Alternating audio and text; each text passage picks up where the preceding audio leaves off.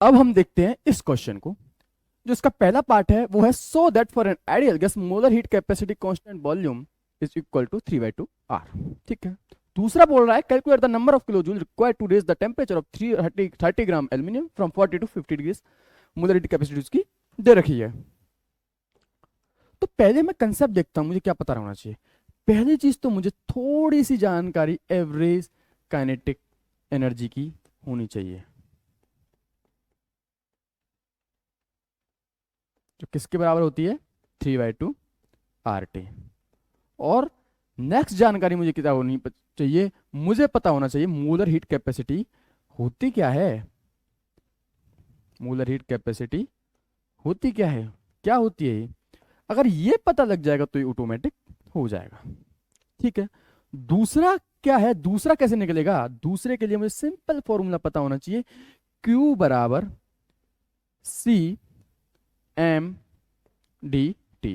M बोल देते हैं, N भी बोल देते हैं, ये मोल्स होते हैं।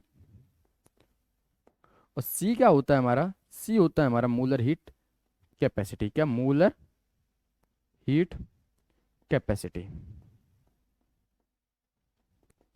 बस ये था इसका कंसेप्ट। अब हम क्वेश्चन करना चालू करते हैं। तो मुझे क्या याद रखना, पहला क्या बोला, so that for an ideal gas molar heat capacity at constant volume is equal to 3/2 R। तो मुझे क्या यूज करना है कि मुझे पता होना चाहिए कि पहले मोलर हीट कैपेसिटी होती क्या है। ठीक है। तो मुझे पता है मोलर हीट कैपेसिटी क्या होती है कि भाई जो एनर्जी, पहले क्या करना है इसको कि भाई कितनी एनर्जी मुझे लगी किसी भी गैस की एक मोल को एक डिग्री टेम्परेचर बढ़ाने में। The amount of energy required to increase the temperature of system by 1 degree Celsius और गैस बाय डिग्री सेल्सियस। तो मैं क्या जानता हूं पहले में कि मुझे पता होना चाहिए, किससे पता होना चाहिए, किससे, काइनेटिक थ्योरी ऑफ गैसेस से। कितने, काइनेटिक थ्योरी जो है मुझे उससे पता होना चाहिए, क्योंकि सिस्टम में होगा क्या जब मैं देखता हूं, क्योंकि वो बोल क्या रहा है फॉर एन आइडियल गैस, तो हमें क्या समझ लूंगा, मोनोएटॉमिक गैस के लगभग है वो। तो काइनेटिक थ्योरी जब गैस करूंगा तो मैं क्या जानता हूं वहां से कि जो एवरेज काइनेटिक एनर्जी आती है, या काइनेटिक एनर्जी जो आती है, जो, या मैं बोलूँ सिंपली मैं एनर्जी बोल देता हूं उसे, वो कितनी आती है 3/2 RT होती है। ठीक है। लेकिन मुझे निकालना क्या, मोलर हीट कैपेसिटी।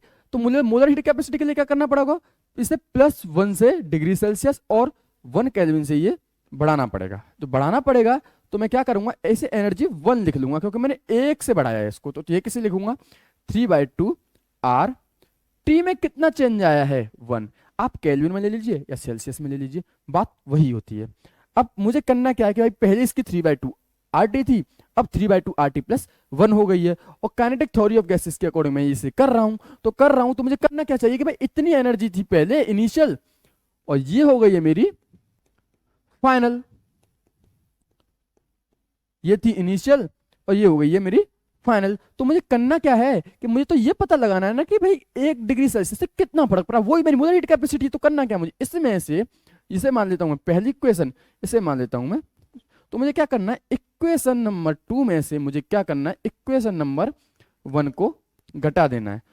तो करूंगा क्या कि E1 में से मैं क्या करूंगा, E को हटा दूंगा। तो क्या है 3/2 RT प्लस 1 माइनस 3/2 RT। जब मैं इसे कैलकुलेट करूंगा तो वो आएगी 3/2 R। हो गया हमारा प्रूफ। और हम यही तो कहते हैं कि कितनी एनर्जी रिक्वायर्ड हुई 1 डिग्री सेल्सियस को बढ़ाने में, तो मैंने बता दिया। अब आप मुझसे पूछ सकते हो सर 3/2 RT ही क्यों लिया, क्योंकि मैं जानता हूं आइडियल गैस के लिए जो एवरेज काइनेटिक एनर्जी होती है 3/2 RT होती है, और मेनली उसी की वजह से एनर्जी होती है। तो क्या होगा 3/2 RT। मैंने कहा कि भाई 1 डिग्री सेल्सियस से बढ़ा के देख लो, तो मैं ये एनर्जी आ गई, इसमें से मैंने इसको घटा दिया, हुआ गया 3/2 R। हम पहला क्वेश्चन कर चुके हैं, तो उसका हमने प्रूफ कर दिया है। किससे किया है हमने इसको प्रूफ, हमने किया है किससे, एवरेज काइनेटिक एनर्जी, उसका हमने यूज किया है। बस दैट्स इट। अब हम अगले क्वेश्चन को देखते हैं। अगला जो क्वेश्चन है जो हमारा न्यूमेरिकल है, वो बोल रहा है calculate the number of kilo joule required to raise the temperature 30 gram aluminium from 40 to 50 degree Celsius. तो मैंने सिंपल सा क्वेश्चन है ये, करना क्या है, जो सेकंड जो पार्ट है, जो क्या है, जो सेकंड जो पार्ट है, इसके लिए कुछ नहीं करना। जो सेकंड जो पार्ट है, मैं सिंपल सा फॉर्मूला लगा देना है, Q बराबर क्या होता है, C N D T। ठीक है, या मैं इसे ऐसे भी लिख देता हूं, C M D T। ये लिखने के तरीके होते हैं। तो कुछ नहीं, Q बराबर क्या होगा, तो Q हमें निकालना है यहां से। अब हमें क्या है, N का पता होना चाहिए। तो N कितना है, कितना दे रखा है, दे रखा है हमको 30 ग्राम। कितना, 30 ग्राम। और ये कितना होता है इसका मोलर मास, 27 डिवाइड बाय ग्राम पर मोल। जब यहां से मैं कैलकुलेट करूंगा तो ग्राम से ग्राम कट जाएगा, तो मेरे पास कितने आ जाएंगे, 30/27 मोल। अब कुछ नहीं, सी हमको दे रखा है, एम हमने निकाल लिया, dt कितना होगा, dt कितना होगा, dt कितना है भाई, 40 से हमें 50 गया है, तो मतलब 50 में से 40 को घटा लीजिए। जब घटा लेंगे तो हमारे पास आ जाएगा 10 डिग्री सेल्सियस। अब हमको कुछ नहीं, डाटा रख देना है, डाटा रख देना है। तो Q बराबर क्या हो जाएगा, N कितना है, 30/27। ठीक है, C कितना दे रखा है, C दे रखा है हमको 24 जूल पर मोल पर केल्विन। मैं सिर्फ वैल्यू रख रहा हूं, हमने सब चीज स्टैंडर्ड ली है तो हमें फर्क नहीं पड़ता। तो 10 डिग्री सेल्सियस लीजिए, क्योंकि चेंज हमेशा 10 केल्विन हो, ये हमेशा दोनों क्या होते हैं, इक्वल होते हैं। चेंज होता है 24 इंटू 10। ठीक है, जब मैं इसे करने के लिए जाऊंगा, इस पूरी कैलकुलेशन को जब मैं करूंगा, तो मेरा जो आंसर आएगा वो आएगा 266.6 जूल। लेकिन मुझसे पूछा किस में गया है, किलो जूल में। जो किलो जूल में पूछा गया है, तो मुझे कुछ नहीं करना, इसे 1000 से डिवाइड मार के लिख देना है। तो ये कितना आएगा, 0.266 किलो जूल।